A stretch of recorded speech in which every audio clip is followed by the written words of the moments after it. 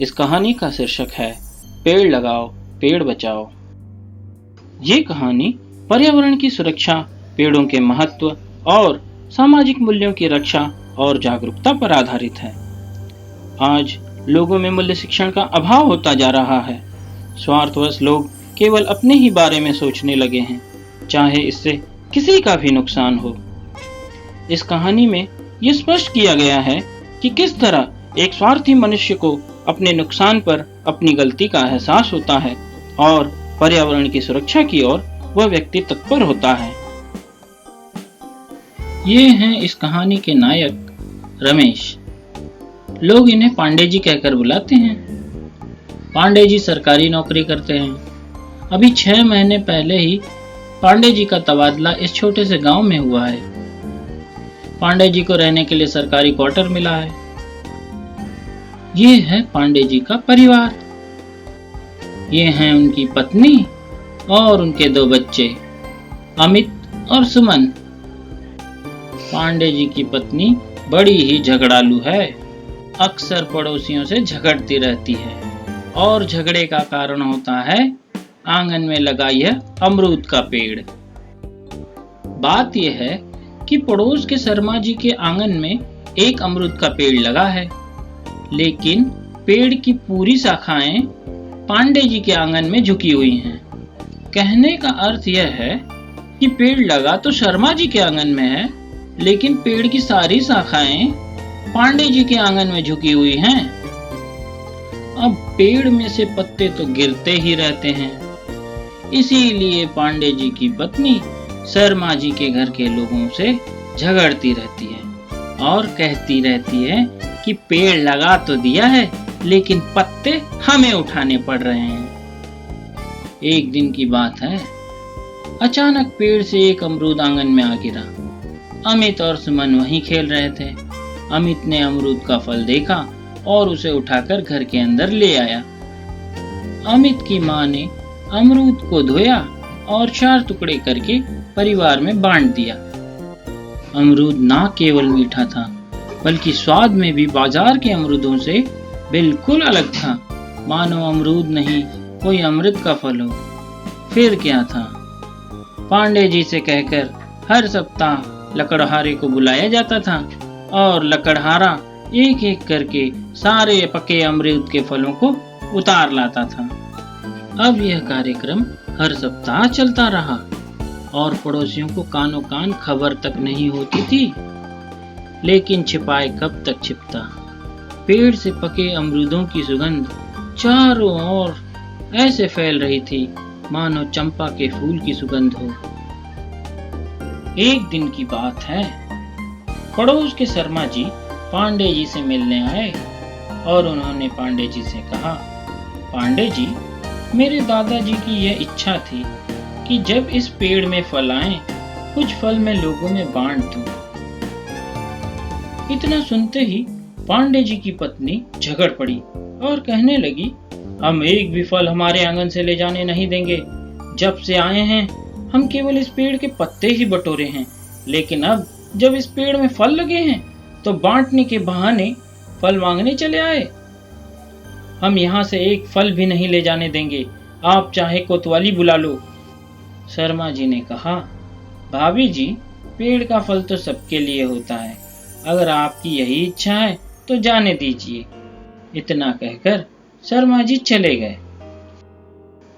कुछ दिनों के बाद एक दिन की बात है, पांडे जी ने किसी चिट फंड में 10,000 रुपए भरे थे और अपने 2 मित्रों के पैसे भी भरने जा रहे थे कि अचानक उन्हें पता चला चीट फंड वाली कंपनी बंद हो गई है और कंपनी का मालिक सारे पैसे लेकर फरार हो गया है।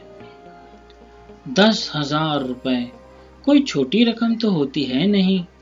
पांडे जी बड़े दुखी और परेशान हो गए कि मेहनत की कमाई के पैसे कोई और ले गया। यही बात सोचते सोचते पांडे जी घर की ओर आगे बढ़े। जैसे ही पांडे जी अपने घर के आंगन में पैर रखते हैं, अचानक एक अमरूद का फल पांडे जी के सिर पर आ गिरता है। तब पांडे जी को शर्मा जी की कही बातें और अपनी पत्नी द्वारा कहे कड़वी बातें भी याद आती हैं। पांडे जी यह सोचकर बहुत दुखी होते हैं कि किस तरह उनकी पत्नी ने शर्मा जी को एक भी फल देने से इनकार कर दिया था। इसके बावजूद भी शर्मा जी रोज सुबह इस पेड़ पर उतना ही पानी देते हैं जितना कि पहले देते थे। उन्हें इस बात पर कोई चिंता नहीं कि उन्हें एक भी फल नहीं मिलेगा। पांडे जी तुरंत एक लकड़हारे को बुलाते हैं और कुछ अमरूद पेड़ से उतरवाते हैं। एक टोकरी में सारे अमरूद के फलों को लेकर पांडे जी शर्मा जी के घर पहुंचते हैं। शर्मा जी के आंगन का नजारा देखकर पांडे जी की आंखें प्रफुल्लित हो जाती हैं। चारों ओर छोटे छोटे पेड़ पौधे लगे हुए होते हैं। इसके बाद पांडे जी शर्मा जी को आवाज लगाते हैं। पांडे जी की आवाज सुनकर शर्मा जी घर के बाहर आते हैं। जैसे ही शर्मा जी पांडे जी के हाथों में अमरूद की टोकरी को देखते हैं, शर्मा जी की आंखों से आंसू की धारा बहने लगती है। पांडे जी कहते हैं, शर्मा जी, ये क्या, आपकी आंखों में आंसू क्यों? इस पर शर्मा जी बताते हैं, जब मैं छोटा था और मेरा पहला दांत टूटा था, उस दिन मैं दिन भर रोता रहा, लेकिन दूसरे दिन वही दांत लेकर मैं सबको दिखाने लगा कि ये देखो, ये मेरा पहला दांत है, ये मेरा पहला दांत है। और जब मैं दादाजी के पास पहुंचा, तब दादाजी आंगन में इसी अमरूद के पेड़ को लगा रहे थे। तब दादाजी ने कहा था, लाओ ये दांत मुझे दे दो, मैं इस दांत को इस पेड़ के साथ बो देता हूँ। ये पेड़ तुम्हें हमेशा मेरी याद दिलाता रहेगा।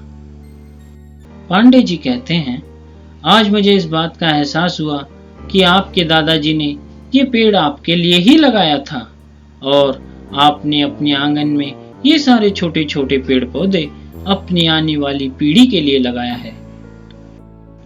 शर्मा जी कहते हैं, सही समझा तुमने। शहरीकरण के कारण बड़े पेड़ पौधे लगाने के लिए जगह की समस्या तो सबको है, लेकिन हमें छोटे छोटे पौधे तो लगाना ही चाहिए। पेड़ पौधे वातावरण को शुद्ध करने का काम करते हैं। इस कहानी से हमें यह सीख मिलती है कि मनुष्य हमेशा अपने नुकसान पर ही सुधरने का या अपने ठोकर लगने के बाद ही संभलने का रास्ता तलाशता है। पांडे जी को 10,000 के नुकसान पर शर्मा जी की तकलीफ का एहसास हुआ। क्या हर इंसान की जिंदगी में कोई न कोई तकलीफ आए तभी वो सुधरेगा? आज ग्लोबल वार्मिंग न केवल हमारे लिए बल्कि पूरे विश्व के लिए एक सबसे बड़ा संकट बन के सामने खड़ा है। अधिक से अधिक पेड़ लगाकर ही हम प्राकृतिक और अप्राकृतिक आपदाओं से बचने का रास्ता तैयार कर सकते हैं। और एक बात का हमेशा ध्यान रखें, पेड़ों में भी प्राण होते हैं, पेड़ों को भी दर्द होता है।